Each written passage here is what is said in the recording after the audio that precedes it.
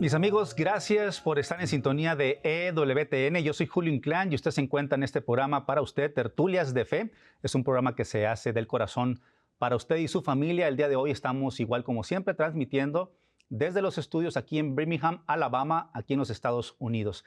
El día de hoy quiero pues platicar con una persona que nos trae un testimonio muy interesante. Usted ya va a ver, él es un diácono.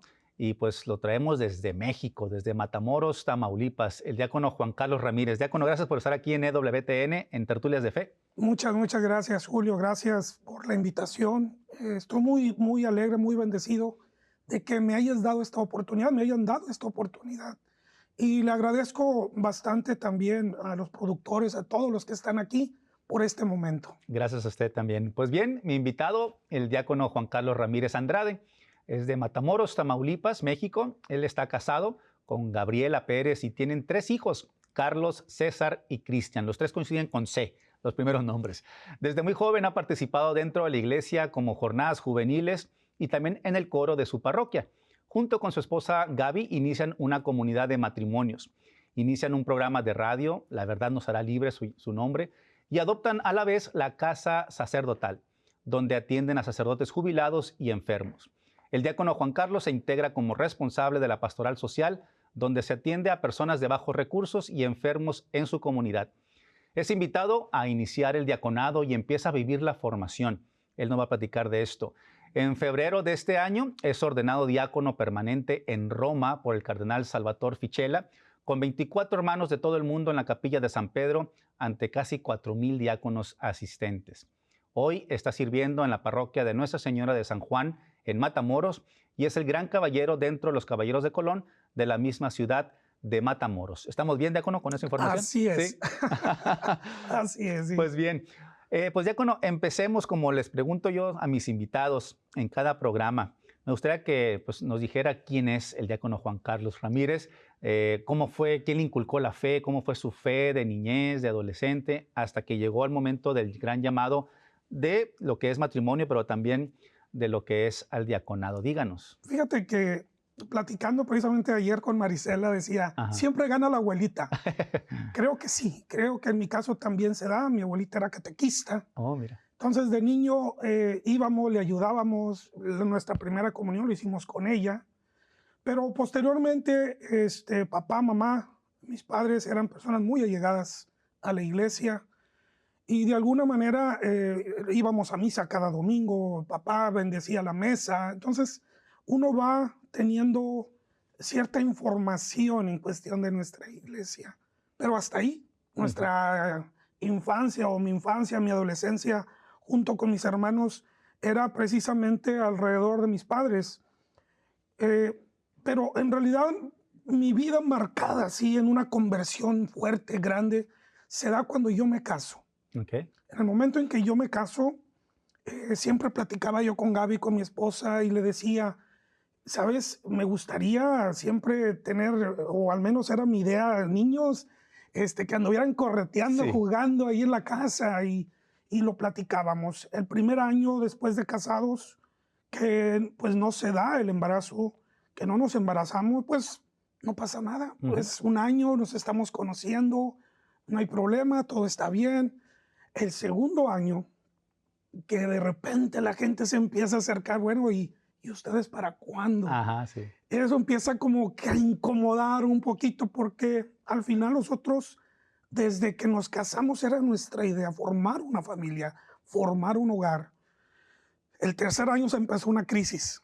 La verdad es que había ciertas cuestiones ahí dentro de mi matrimonio en el que a lo mejor estábamos muy metidos en la cuestión de por qué no, por qué no se daba. Había una cierta culpabilidad si era ella o era yo. Y empezamos a ir con especialistas, empezamos a ir con algunos otros médicos. El cuarto año ya era un total caos. Claro. Ya la gente ya ni siquiera se atrevía a preguntarnos, ¿verdad? Porque no había respuesta. Y yo recuerdo en el quinto año que alguien se acerca y nos dice, oye, hay una misa en Tambaco, un pueblito de México, con el padre Lárraga, que él ya falleció, que en paz descanse. Dice, celebra misas de sanación. ¿Por qué no van? yo en ese momento cuando escucho, a mí me cae el 20. Yo digo, hemos estado yendo con médicos, especialistas, Ujú. con diferentes, pues sí, Profesionales. profesionales de la medicina, pero no hemos ido con el médico de médicos. Hemos estado, creo que, perdiendo el tiempo en ese aspecto. Mi lugar preferido, Julio, siempre ha sido el sagrario. Ok. Yo llego a una parroquia, llego a una iglesia y me voy al sagrario y platico, me he platicado con el Señor, me he peleado, me he contentado. O sea, es un lugar para mí que me llena mucho de paz. Y le digo, Señor, pues aquí estoy. O Ujú. sea, tú eres el que realmente puede darle sentido a mi matrimonio, a mi vida, a lo que yo quiero que tú seas. O sea, la promesa es tuya, tú hazme lo que tú digas, yo hago. Pues preparamos ese viaje, nos fuimos en un camión, en un autobús, llegamos a un pueblito en medio de la sierra de San Luis Potosí. Mucha gente, demasiada gente, no sé cuánta gente había ahí, pero era demasiada.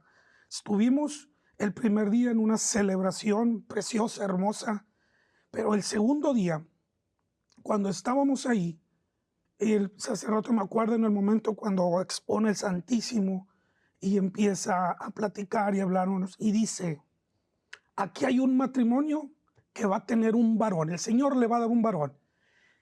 Y yo salto de Ándale. alegría, mi esposa, nos abrazamos. Julio, había más de Wow. 5,000 personas ahí.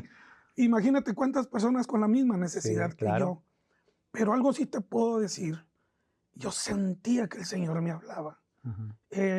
Recuerdo que Gaby me decía, sabes que mi vientre siento que hierve, lo siento muy caliente. La gente que venía alrededor de nosotros, que venía en el mismo grupo, nos abrazaba, nos felicitaba.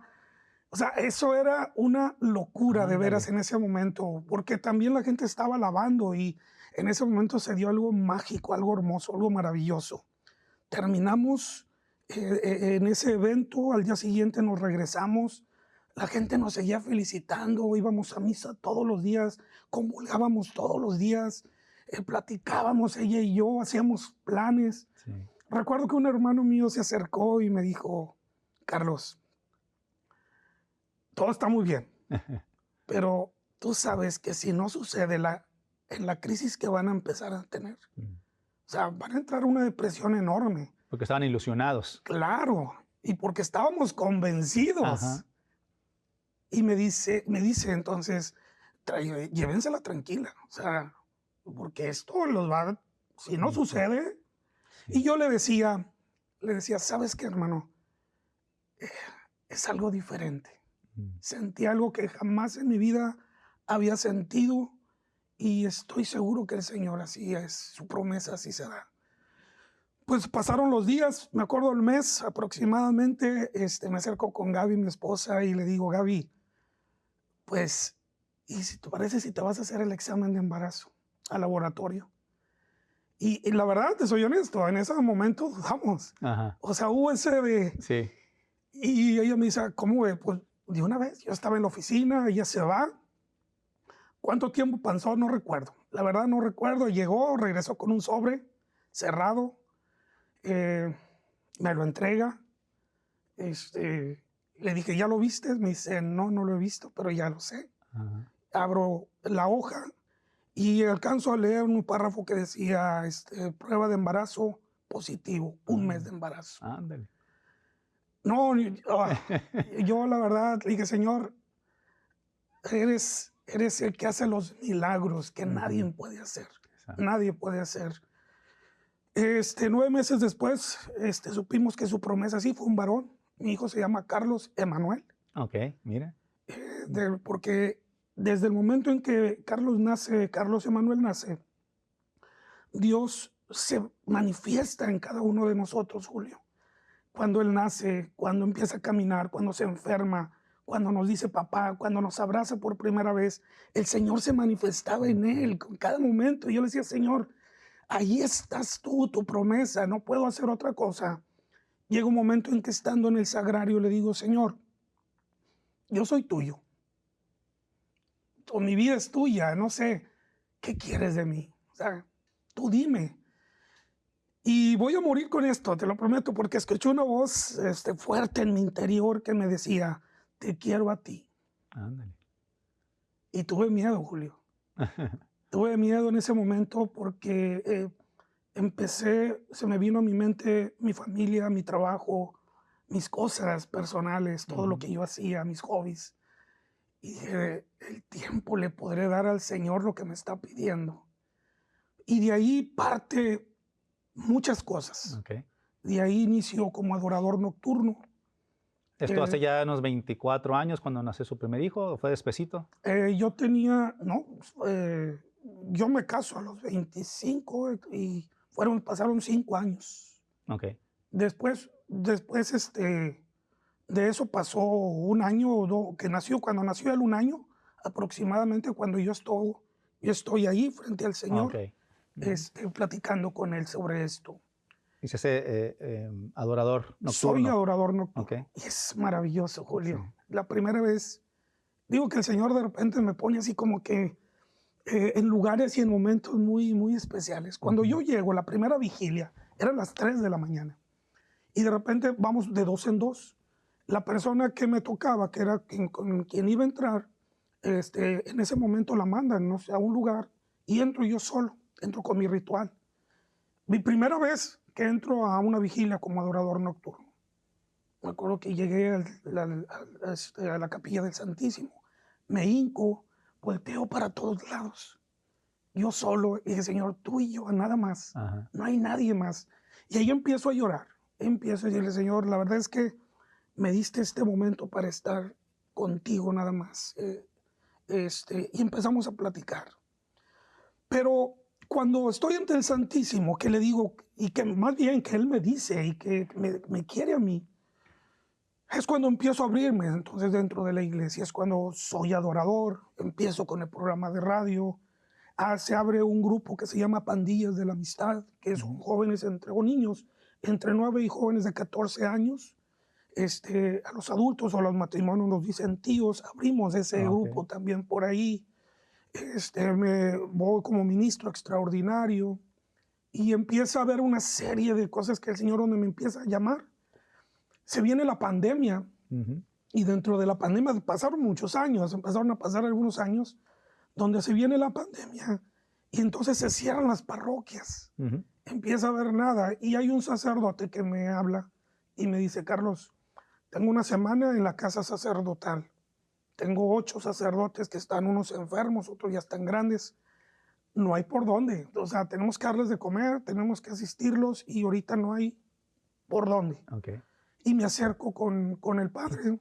Empezamos a trabajar toda la pandemia, perdón, lógicamente con las restricciones debidas a empezar a Ajá. atenderlos. Y ahí me enamoro de la casa sacerdotal. O sea, yo siempre digo, son mis padrecitos. Sí. Y, y empezamos a trabajar con ellos de alguna manera, pues como se podía, Julio, porque la verdad fue muy complicado en la pandemia poder sacar de algunas cosas para poder llevar.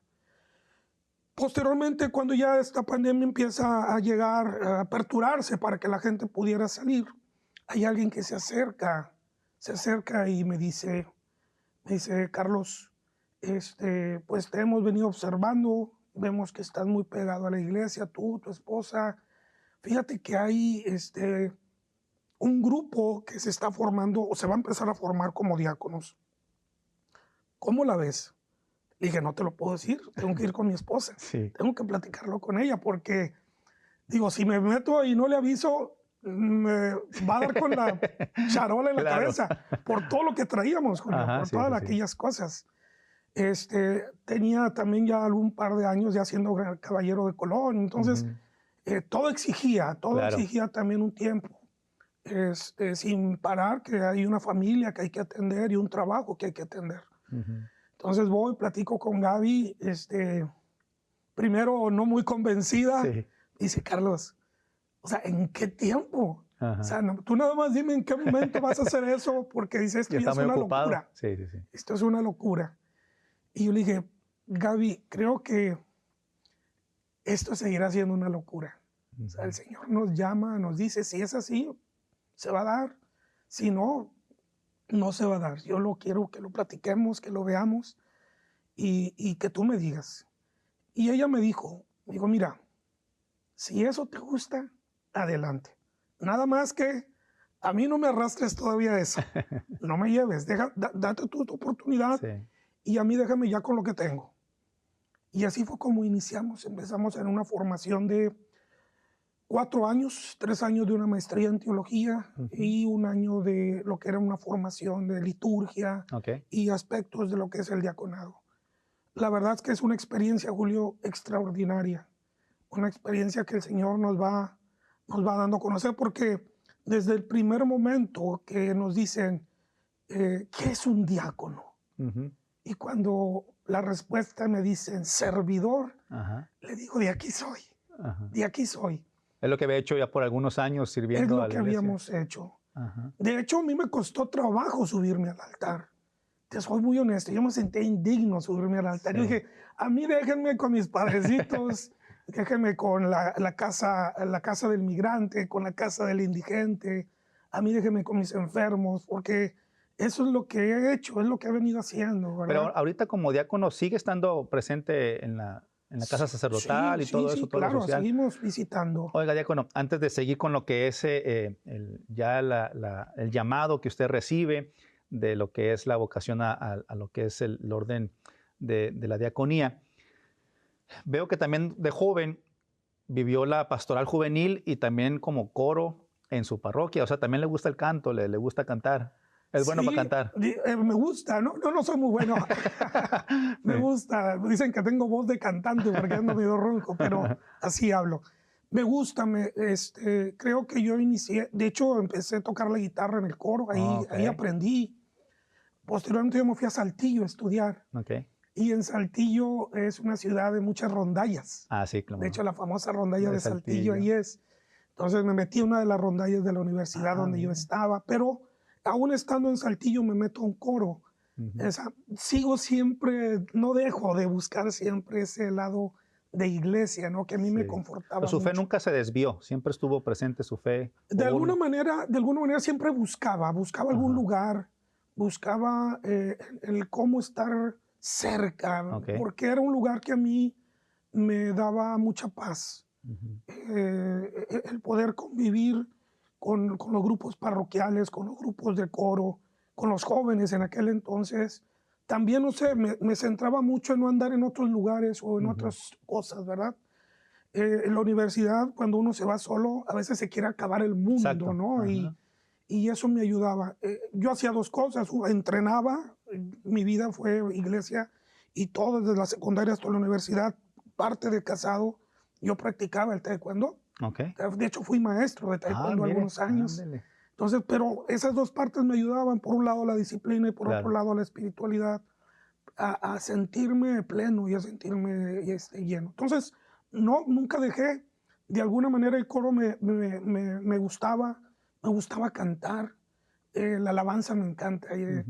Soy más de contemplación, sin embargo, el canto y la alabanza a mí lo atrae. me atrae mucho, ¿verdad? Y después dejé el coro. ¿Por qué? Porque pues tenía que tomar algunas otras cosas que me quitaba un poco de tiempo también. Entonces eso quedó ahí. Cuando en mis celebraciones, cuando celebro la palabra, a veces le digo, no pongas música, porque a veces ponen unos cantitos, yo canto. Dame oportunidad de cantar de entrada, la aclamación, el ofertorio. Entonces, eso me ayuda mucho también a conectarme, a ser empático con el pueblo, con la gente que tengo a mi alrededor. Y pues me ayuda mucho. De alguna manera yo creo, Julio, que todo eso me ha preparado para esto. Sí, exacto. El hecho de estar en el coro, el hecho de estar con los adoradores, el hecho de estar como ministro, el hecho de poder estar con el enfermo, me sensibiliza. Y entonces, cuando mis reflexiones o mis homilías van mucho enfocado a la caridad, a la sensibilidad, al ser humano, al poder estar primero viendo aquel Cristo vivo en el rostro del hermano que está enfrente, a poder entender y poder explicarle a la gente que nosotros estamos ahí celebrando, pero realmente nuestra iglesia está ahí afuera. Que tenemos que lo que nos llevamos. A mí me encanta al final siempre decir en la misa o en la celebración, a vivir lo que aquí hemos celebrado, nos podemos ir en paz, porque tenemos que vivir afuera lo que celebramos aquí. Así es. Entonces, eso nos llena y nos debe de llevar precisamente a buscar afuera a ese Cristo roto, a ese Cristo que necesita de cada uno de nosotros. Entonces, por eso ahorita te decía, en este año jubilar de la esperanza, me llena de esperanza estar aquí. Claro. Me llena de esperanza porque no estamos solos.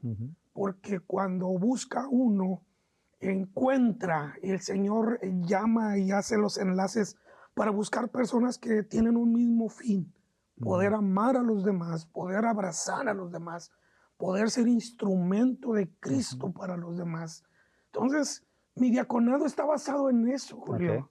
En poder decirle a la gente que Cristo vive, que el milagro que se da de mi hijo no fue hace 2000 años. Exacto, sí. Fue en pleno siglo XXI, siglo XXI. Y que mi hijo hoy vive y es la promesa que Cristo nos da. Después llegó César a los 8 años después. Perdón, 8 años después. Y luego viene Cristian 1 año después. Entonces el Señor me dice, mira, querías hijos, ahí te mandé 3, sí, no nada más 1, ¿verdad? Yo quería 1, pero por lo menos, claro, ¿verdad? Entonces Él cuando te da manos llenas, te dice, aquí está, nada más ten tu corazón dispuesto, abierto a las promesas que yo te doy, porque soy un Dios que te promete y te lo da, te lo cumple, ¿verdad? Entonces mi vida ha sido así. Ha estado lleno del Señor de sorprenderme y sorprenderme. Fíjate, en una ocasión fui a una celebración, a un panteón, a una exequia. Me hablaron a un ejido que estaba retirado de la ciudad. Y cuando voy en el camino, eso después me da mucha risa porque me fijo que no traía gasolina. Dije, me regreso, pero ya me están esperando. Y dije, voy a llegar y a lo mejor llego a la gasolinera. Y luego me fijo, se me quedó la cartera. Híjole. Y yo, bueno, Señor, aquí estoy. Tú me mandaste, aquí voy y ya llevo. Y todo el camino, pero Señor, ¿cómo es posible que me pase esto? Y ya llego, está una capillita que estaba en un ejido, celebramos. La gente ya al final, pues, diácono, muchas gracias, le agradezco bastante. Y ya yo ya me voy. Y en el camino todavía venía a decir, no voy a llegar. No voy a quedar en la carretera porque no traigo ni para dónde. Y me daba una pena enorme pedirle a la familia, claro.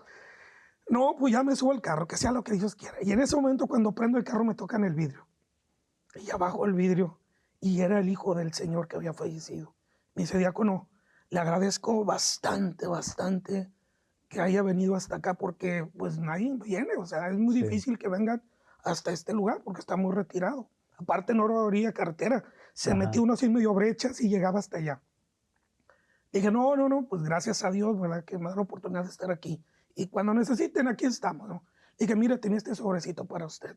Se lo voy a dar. Dije, no, pero no, tómelo, por favor. Sé que vino desde muy lejos. Y créeme, era la cantidad exacta para llenar el tanque. Mira. Y cuando yo veo, se va el Señor, yo cierro el vidrio y lo primero que escucho, Julio, es una voz que me dijo, chillón. Y a mí me dio risa porque dije, Señor, discúlpame, perdóname. Sé que tú estás siempre conmigo. Totalmente. En cosas tan sencillas, en cosas en las que de repente se me presenta en mi vida. Pero creo que hay que darle esa oportunidad al Señor y también darle el tiempo a Él, estar con Él, no dejar pasar las cosas. Cuando estaba en la primaria, recuerdo mucho que estaba en 6º año de primaria y empezaba a manejar. Empezaba a dar mis pininos, primeras manejadas ahí. Y tenía un amigo con el que me juntaba mucho, andaba para todos lados. Y como vivía en la misma colonia, pues agarraba el carro, iba a su casa y me regresaba. Llego, prendo el carro, me voy, me estaciono y escucho como un ruidito. Algo escuché, salgo, me bajo. Y me doy cuenta, Julio, que había atropellado a un gatito. Ándale. Y luego me acordé en ese momento que Juan, mi amigo, me había dicho que le habían regalado uno. Y dije, es el gato de Juan. Es lo primero que dije. Pensé, ¿qué voy a hacer? Pues con un poquito así hasta de, ¿por qué no decirlo? Vas a ver de asquito y de peso de conciencia. Abrí la cajuela y vi que tenía una bolsa como de mandado y como pude agarrar el gatito, lo amarré, le eché a la cajuela y lo cerré. Ya estaba ahí.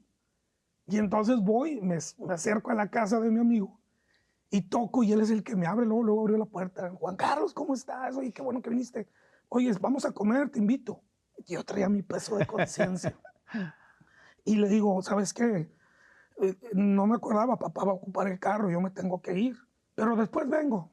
¿De veras no te quieres quedar a comer? No. Yo vengo, yo te visito y aquí nos vemos. Y me fui. Al día siguiente en la escuela yo lo evité.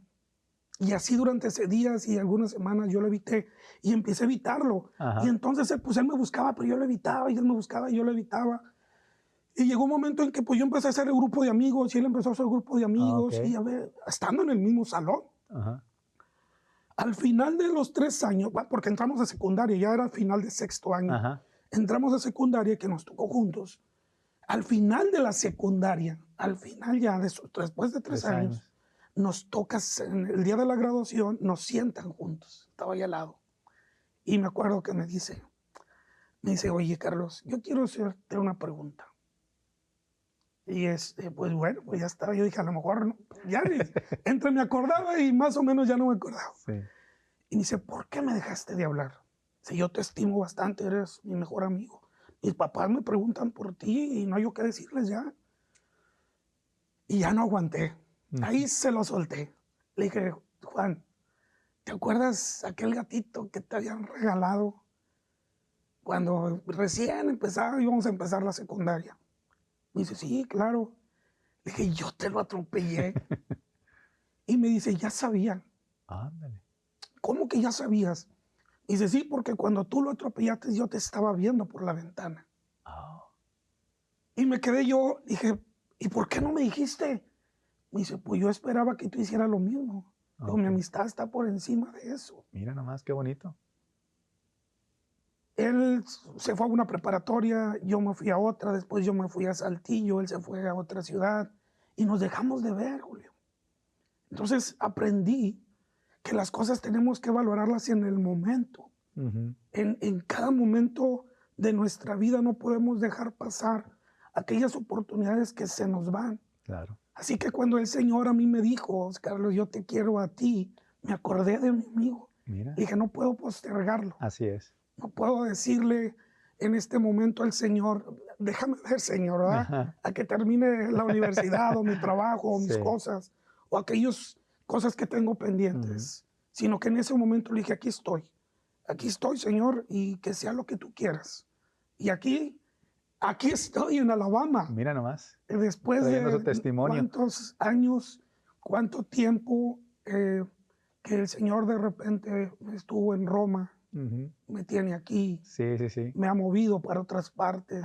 Y eso es lo que quiero, ahorita ya que nos vayamos al corte, entrar de lleno al segundo segmento con esto, ese gran momento en el que usted va a Roma a la ordenación y que nos platique todo lo que vivió. Nos queda un par de minutos para irnos al corte, pero también sé que es empresario en Matamoros, que tiene sus negocios ahí, ¿verdad? Sí. Platícanos estos 2 minutos que nos quedan. Pues mira, no te puedo decir lo que se te ofrezca. Sí, gracias a Dios. Porque tengo funerarias en Matamoros. Entonces, o sea, mi tema es que yo creo que también, fíjate que es bien importante algo que me ha sucedido. Yo llego todos los días a mi empresa y tengo un pizarrón enfrente donde aparecen personas que ya han fallecido, Julio. Entonces, yo lo primero que veo es las personas ahí y le digo, Señor, gracias porque no estoy ahí, porque me das la oportunidad otro día más de vivir y de alabarte y bendecirte.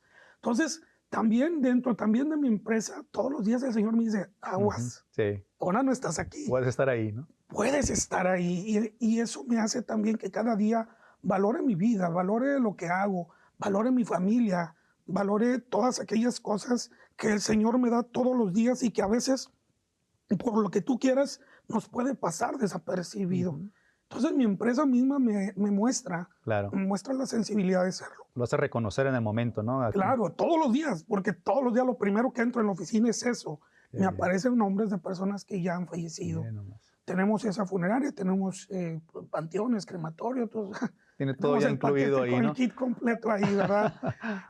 Pero sí, de alguna manera también, me decía mi obispo Eugenio Lira, Ru García, me decía, oye, tú te hiciste diácono para hacer las exequias en tu funeraria. Pues no, realmente las cosas se van dando por añadidura, ¿verdad? Claro que sí, qué interesante, diácono, porque todo eso pues incluye, ¿no? También a dónde vamos, ¿no? Después de esta vida, que ya tiene usted ya pues sus negocios, que ayuda a uno para poder tener ahí ese servicio. Ahora sí que usted sí tiene que caerse muerto, ¿verdad? Sí, sí, sí, sí, claro. No, no, pero qué Mira, interesante. Ahorita nos vamos al corte y regresamos con todavía aún más de su testimonio.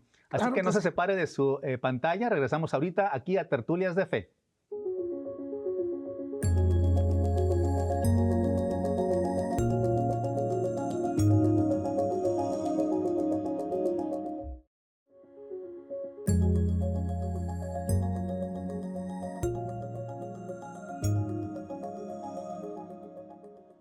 Gracias, mis amigos, por seguir aquí en Tertulias de Fe. Yo soy Julio Inclán y estamos aquí platicando en esta gran tertulia, en esta conversación, en esta charla con el diácono Juan Carlos Ramírez de la diócesis de Matamoros Reynosa, allá en México, que nos ha traído pues mucho que reflexionar, mucho que pensar. A lo mejor nos podemos identificar con su testimonio, que en este primer segmento, la verdad, se ha volado la barda con todo lo que nos ha traído, diácono. Pues síganos platicando respecto a esto. Hablamos ahorita al irnos al corte de sus empresas, que tiene todo ahí para poderse darse cuenta también, ¿no? Que podemos estar en esa lista de las personas que han fallecido, pero gracias a Dios estamos aquí con vida y que hay un momento de reflexión, ¿no? Día con día en sus negocios. Pero entremos de lleno a la vocación del diaconado en el momento que usted lo invita a un sacerdote a reflexionar si quería ser partícipe de este nuevo grupo ahí en su diócesis. Empezaron varios hombres, varones, a formarse entonces en el diaconado junto con usted. Sí, fíjate que eh, a mí me hace una invitación un Ujú. amigo que estaba dentro ya de la formación. Dice, oye, Carlos, pues yo veo que estás muy metido en muchas cosas sobre el servicio y me llama la atención que no estés dentro de la formación del diaconado. Okay. Y le digo, fíjate que yo había escuchado sobre el diaconado, pero pues no sé, es más, ya alguna ocasión me habían dicho, oye, ¿no te llama la atención el diaconado? Lógicamente, pues hay ciertos requisitos también, un cierto tiempo Sí, de casado, cierta mi edad, edad. y no había puesto atención, y no me llamaba ahorita la atención porque estaba haciendo muchas otras cosas. Pero cuando él me avisa y él me dice, me puso a reflexionar mucho. Dije, bueno, eh, también me llamaba la atención el ver al diácono adentro del altar y lo que Ujú. estaba haciendo, ver que ya pasaba a ser parte de un clérigo, obispo, sacerdote y diácono. Ajá. Y dije, wow, o sea, Señor, me gustaría. Pero como todos, tenía mis dudas, tenía mis Ujú. temores, tenía mis reservas porque volvíamos a lo mismo, tenía tantas cosas que atender. Y por eso fui con Gaby, mi esposa, a platicarlo. Cuando ella me dice, bueno, adelante, nada más tú no me presiones. Ajá. Yo ya con lo que tengo estoy muy bien, entonces tú adelante y yo desde aquí te coacheo porque Ujú. se me hace que ya esto es una locura. Eh, Me fui al sagrario y le dije, recuerdo mucho que le dije, Señor, no sé nada, tú lo sabes todo. Le dije, pero aquí estoy. Yo te digo que sí, si eso es lo que tú quieres de mí. Y pues, yo creo que ese sí que le di en el momento al Señor fue un sí, sí realmente desde el muy profundo de mi corazón. Recuerdo, me vino a la mente nuestra Madre María, y me acordé mucho de ella que con ese sí transformó la Ujú. historia, un sí que realmente hizo un antes y un después Sí. del tiempo. Y yo dije, pues Señor, no soy tan profundo como María, pero yo sí te digo que sí, y aquí estoy. Si tú crees y consideras que yo puedo y que yo puedo estar como un diácono, aquí estoy. Y las cosas empezaron a dar. Ujú. Fui a la primera reunión como de conocimiento. Éramos cerca de 15 los de esa Ajá. generación. Pero había otros más que ya estaban viviendo su formación. Ok. Éramos alrededor de unos 30. Ahorita somos alrededor de 50. Va creciendo. De hecho, cuando estuve en Roma se dio una estadística y hace un par de años se hablaba de que algunas vocaciones iban decreciendo un poquito. Ahorita ya van otra vez en aumento. Pero cuando iban decreciendo, el diaconado iba en aumento. Ok. Era parte de las casi únicas vocaciones que iban en aumento. Estuve ahí, me gustó lo que veía, la fraternidad que se estaba generando entre las personas de ahí. Vi que las personas con las que yo estaba tratando, pues eran personas como cualquiera, Sí. ¿no? Como tú, como Ajá. yo. Vi varios amigos, varios conocidos, cuando me vieron, pues nos abrazamos. Y de alguna manera eso me dio un poquito de seguridad. Ujú. Cuando inicio esta preparación y esta formación sobre la misma marcha, fue complicado también. Las exigencias del diaconado por sí nos pedía mucho, ¿verdad? Ya Ajá. con la maestría encima y luego con la pastoral social y Claro. luego con los caballeros, Su negocio. la empresa, mi familia. Sí. A veces quería aventar la toalla, la verdad. Yo decía, Señor, a veces me quedaba callado. Porque si hablaba era decir, no, ya, hasta aquí, Ajá. no puedo más, ¿verdad? Y luego veía que de 15 de repente un hermano, no, ¿sabes qué? Va, yo no puedo. Y luego veía que un segundo, que era preparadísimo, sabía bastante, tiró la toalla y veo que alguien, otro tercero, me Híjole. dice, ¿sabes qué? No, no es lo mío. Yo, pero ¿cómo si tú toda la vida has servido, tienes un perfil que para mí eres un diácono extraordinario? Pues sí, pero no, pues no puedo seguir y se va. Y digo, Señor, dame fortaleza, dame Ajá. sabiduría para poder seguir en esto. Y pues se fue dando el tiempo, fuimos con tareas, exámenes, después vino el examen profesional de la tesis. eh, y lo otro, pues no paraba, o sea, seguía aquella exigencia, ¿no? De mi esposa, mis hijos, mi hijo que está en Monterrey, estaba estudiando todavía, pues ve, córrele para allá, Ajá. regrésate. El párroco, pues lógicamente tenía que estar dentro de una parroquia, porque dentro de la formación del diaconado, ciertos tiempos, o en cada uno de las, podríamos decir, en el electorado y luego el acolitado y en la candidatura, te tiene que firmar el párroco y te tiene que firmar la La esposa esposa. de que están de acuerdo en que tú sigas. Ok. Entonces, pues no podías aflojarle ni con la familia, Sí. ni con el párroco, ni con el diaconado. Y yo decía, Señor, es una locura, Señor, pero aquí estoy. Tú dime hasta lo que yo pueda y yo lo hago. Ujú. Tú dime, nomás guíame, tú sé mi faro. Y así se fue dando, Julio. Se fue dando poco a poco. Ya al final presenté mi tesis.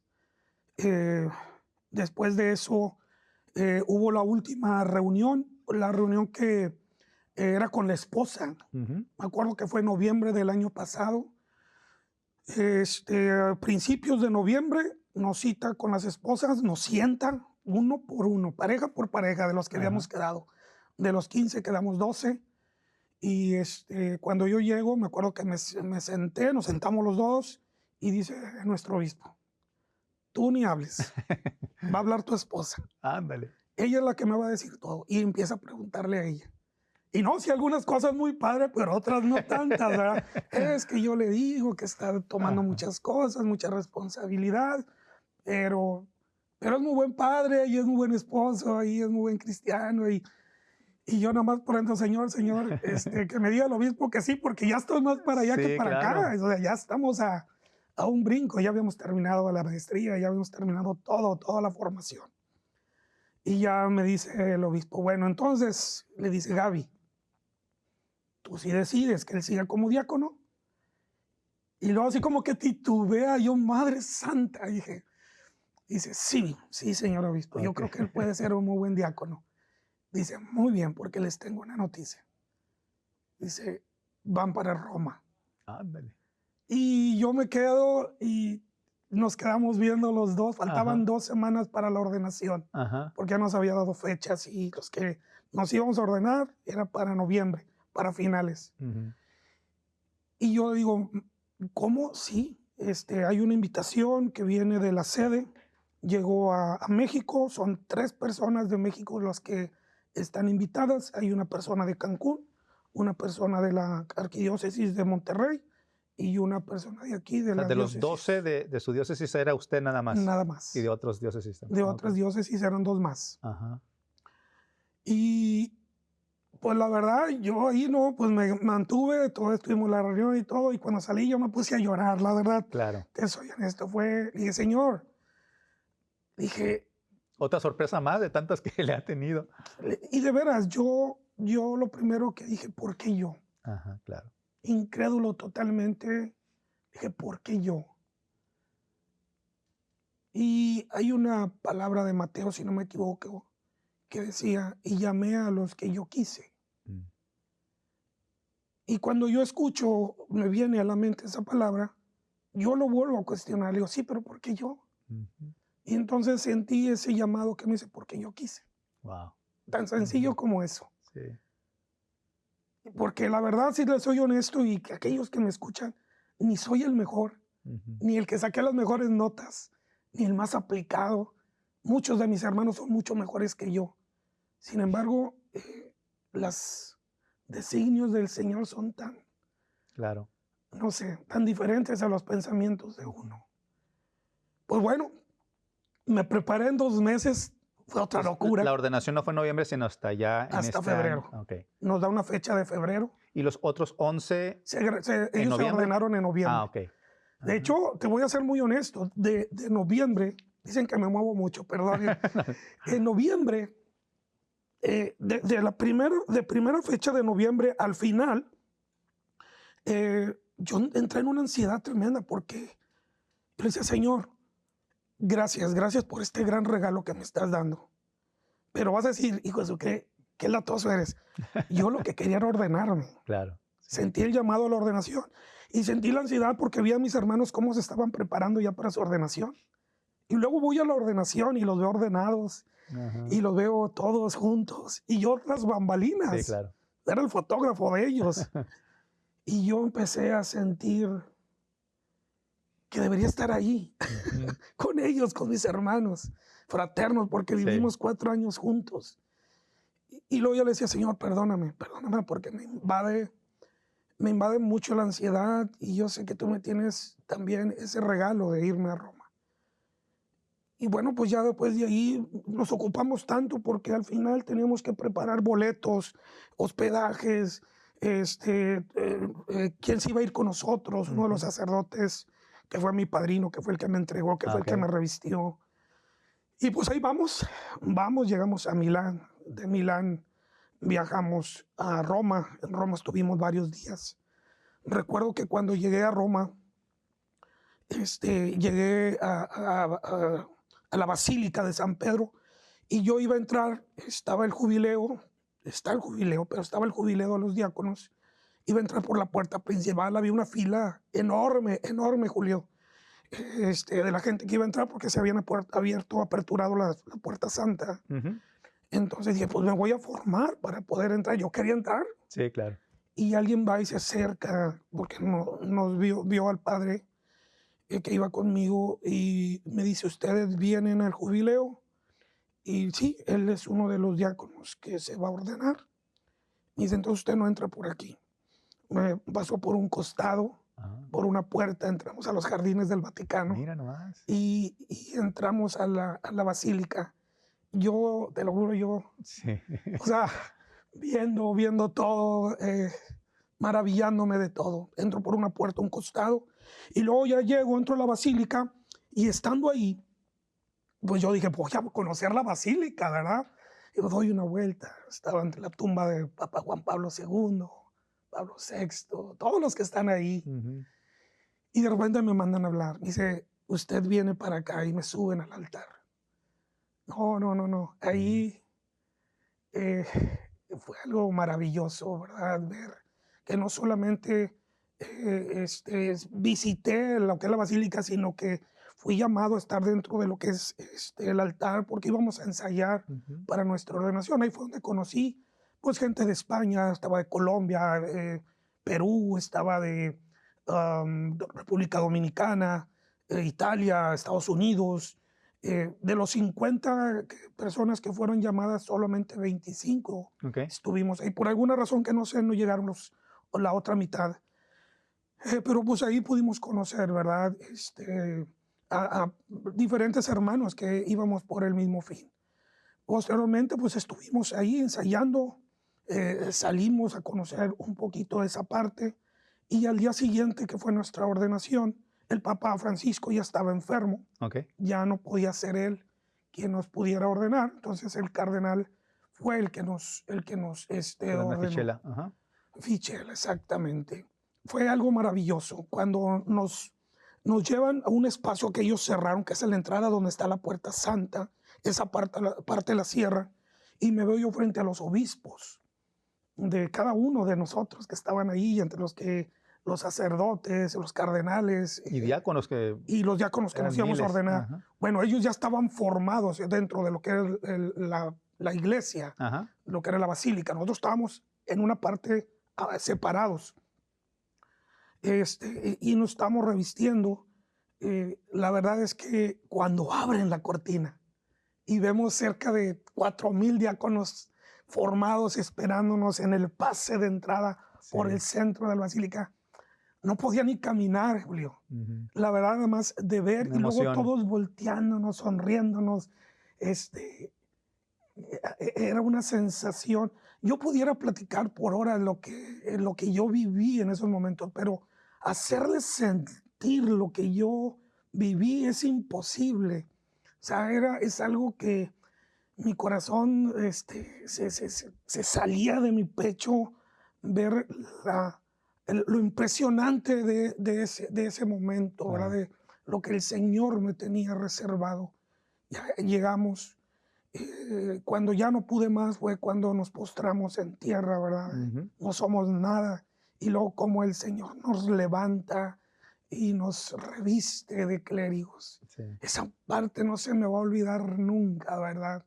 En la que pues nos levanta del polvo de la tierra para hacernos lo que somos. Fueron varios días que estuvieron en Roma. Estuvimos 15 días. 15 días que estuvimos ahí en Roma. Y conocimos algunas cosas. Fuimos a visitar algunas basílicas. Y en cada una de ellas yo le decía, Señor, gracias. Gracias por la oportunidad que me das, porque en mi vida hubiese pensado que me tenía reservado esto para mí. La verdad es que, ¿qué te puedo decir? Fui a una tienda que estaba ahí a un costado de la basílica después de mi ordenación. Y me acuerdo que vi un rosario de perlas blancas. Y estaba hermoso el rosario, ¿verdad? Hermoso. Y le pregunto al que estaba ahí, le digo, oiga, ¿cuánto cuesta? No me acuerdo si me dijo 5,000, 6,000 euros. Dije, Madre Santa de mi vida. Y yo creo que me vio así mi impresión, mi rostro, y me dice, bueno, mire, déjame decirle que ese es un rosario de perlas. Y me dice, le voy a explicar por qué cuesta lo que cuesta. Dice, las perlas se dan en una conchita, pero el animalito, el molusco que está dentro de la perla, dice, aunque está cerrada, todo lo que son bacterias y agua del mar y todo lo que entra dentro de lo que es la concha, son cosas que pueden enfermar el molusco. Y el molusco avienta una saliva que hace que esas bacterias y todas aquellas cosas que puedan enfermarlo, lo encapsula. Lo protege, es una lo protege, lo atrapa y lo va atrapando hasta convertirlo en una perla. Y es la manera como la perla nace. Y yo me quedé, wow. Dije, yo quiero ser como el molusco. Porque al final, cuando alguien nos agrede, Julio, cuando alguien nos dice, cuando alguien nos hiere, pues uno contraataca, uno ataca, uno está a la defensiva. Y ese molusco no, ese molusco empieza a encapsularlo y convertirlo en una perla. O sea, de una cosa que pudiera ser mala para uno, lo convierte en algo de valor maravilloso que puede darnos a la vida de uno mismo. Y dije, yo quiero ser como él, como ese animalito que en realidad, más que defendernos, que estar en contraataque, poder decir palabras de aliento, palabras de amor, palabras de consuelo, palabras de entendimiento para aquel que quizás está pasando por una situación o un problema que tiene. Eso lo viví en Roma. Y la verdad es que me va mandando el Señor y diciendo, dice Carlos, aquí está, esto es tuyo, disfrútalo. ¿Quién iba a pensar que de repente con una llamada me digan, diácono, es que queremos invitarlo a Alabama? Y yo dije, Señor, tú me dices, voy, no voy. Platiqué con Gaby, con mi esposa, y lo único que me dice Gaby, ¿qué te digo? Sí. Adelante, Claro, mira, adelante. Sigue ese llamado del Señor porque es una promesa. Sí. Es una promesa. Totalmente. Y regresa de Roma ya obviamente ordenado como diácono. Está en la parroquia, ¿cómo se llama su parroquia, perdón? Parroquia de Nuestra Señora de San Juan. Ok, y ahí en Matamoros. Y empieza a trabajar desde febrero de este año 2025 como diácono oficial en su parroquia. Así y es. la labor social que ha hecho. Sí, fíjate que cuando regreso me da risa porque llego y yo veo que pues algunos de nuestros hermanos, como ellos se ordenaron en noviembre, pues lo recibieron en sus parroquias y le hicieron una fiesta de bienvenida y todo, ¿no? Y yo llego ya después de Roma y me presento con mi párroco y le digo, párroco, va a haber una misa que me van a recibir o algo, pues, para que sepan que yo soy diácono. Alguna recepción o algo. No, me dice, no. Usted ya es diácono, órale. A trabajar. Vámonos, a trabajar.